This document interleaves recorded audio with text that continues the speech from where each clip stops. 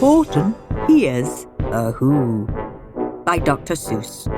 Read by Miranda Richardson.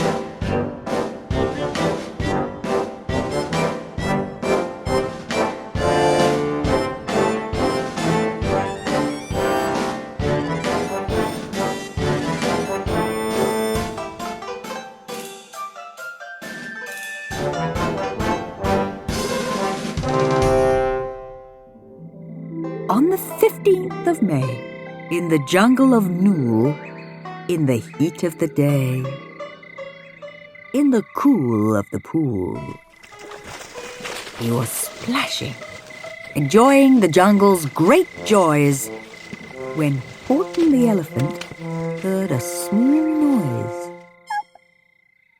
So Horton stopped splashing. He looked towards the sound.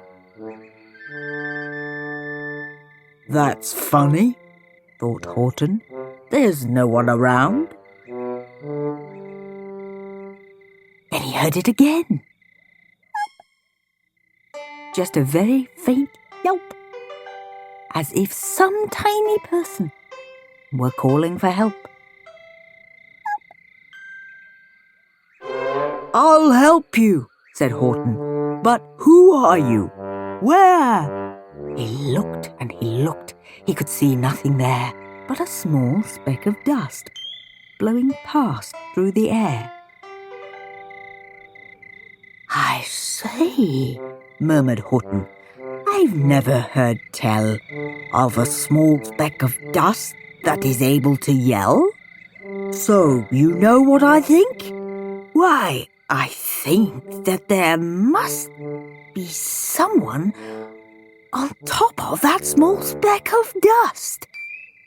Some sort of a creature of very small size, too small to be seen by an elephant's eyes. Some poor little person who's shaking with fear that he'll blow in the pool. He has no way to steer. I'll just have to save him, because after all, a person's a person, no matter how small." So gently, and using the greatest of care, the elephant stretched his great trunk through the air. And he lifted the dust speck and carried it over and placed it down safe on a very soft clover. "Humph!" humphed a voice. 'Twas a sour kangaroo, and the young kangaroo in her pouch said "humph" too. "Why, that speck is as small as the head of a pin. A person on that? Why, there never has been." "Believe me," said Horton, "I tell you sincerely, my ears are quite keen, and I heard him quite clearly. I know there's a person down there, and what's more, quite likely there's two, even three, even four. Quite likely a family, for all that we know, a family with children just starting to grow. So please," Horton said, "as a favor to me, try not to disturb them. Just please let them be."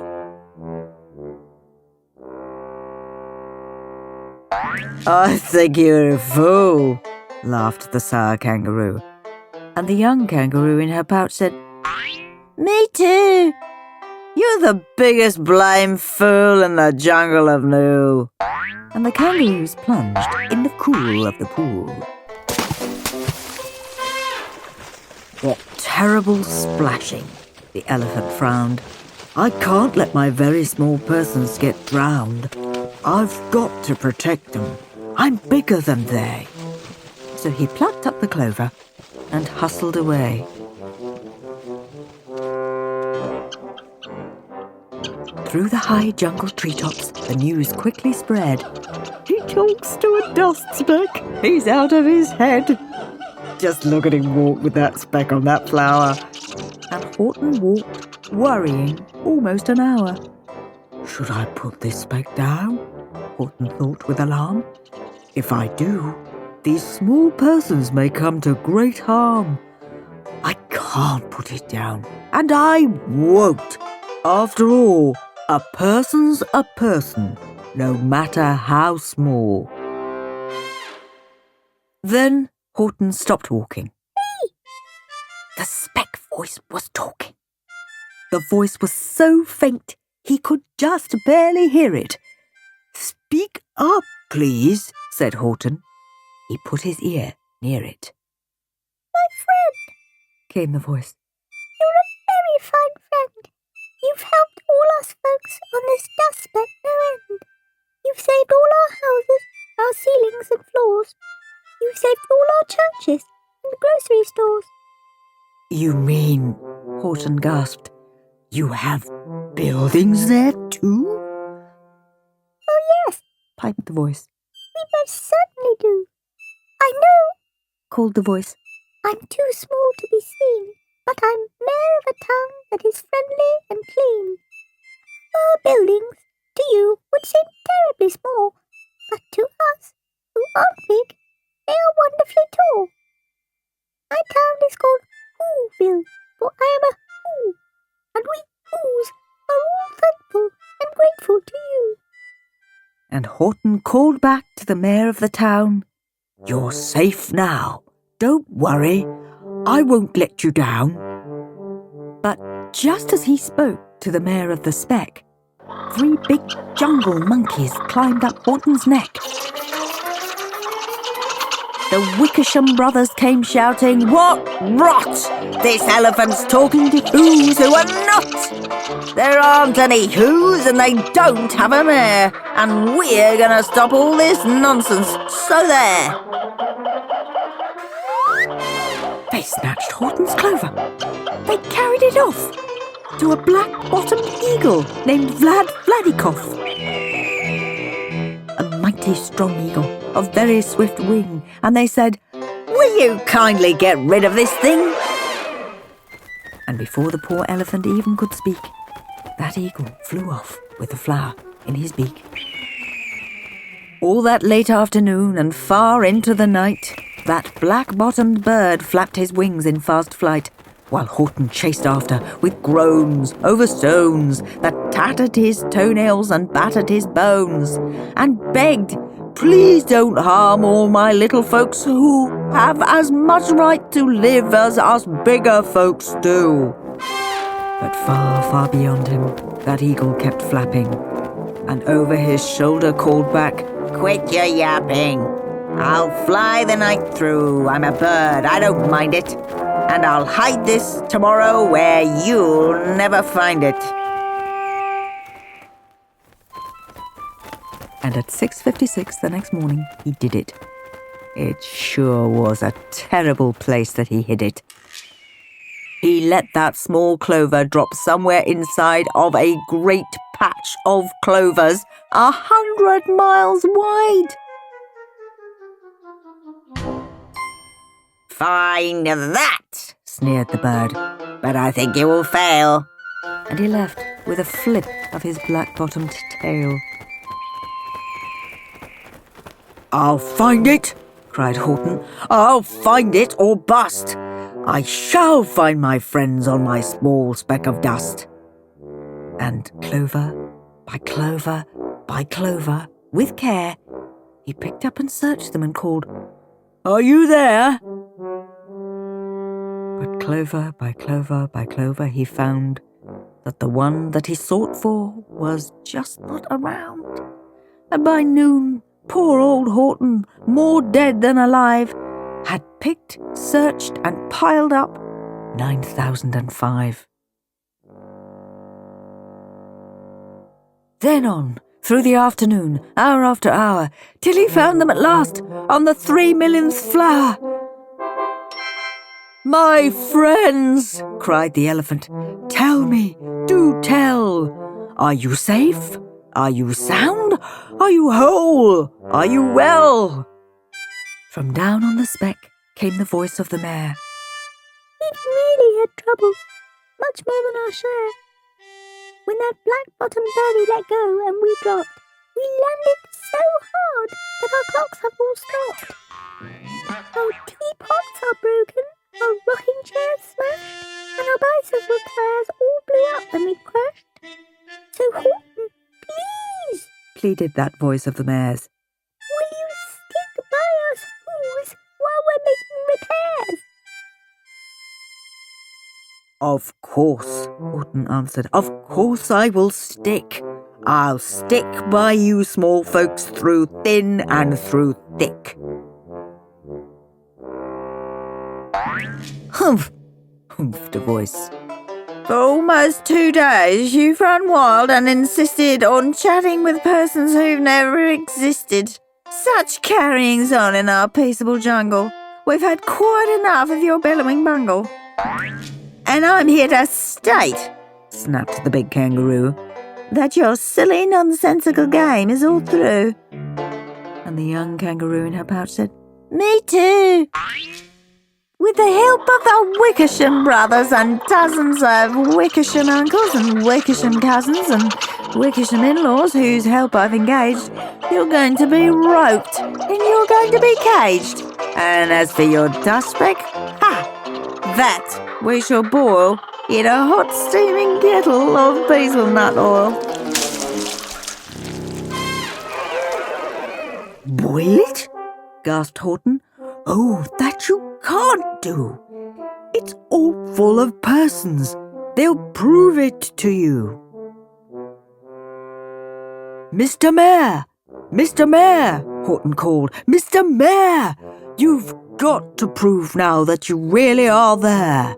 So call a big meeting. Get everyone out. Make every who holler. Make every who shout. Make every who scream. If you don't, every who is going to end up in a hazelnut stew." And down on the dust speck, the scared little mayor quick called a big meeting in Whoville Town Square, and his people cried loudly. They cried out in fear.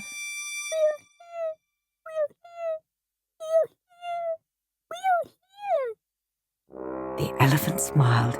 That was clear as a bell. You kangaroos surely heard that very well. "All I heard," snapped the big kangaroo, "was the breeze and the faint sound of wind through the far distant trees. I heard no small voices, and you didn't either."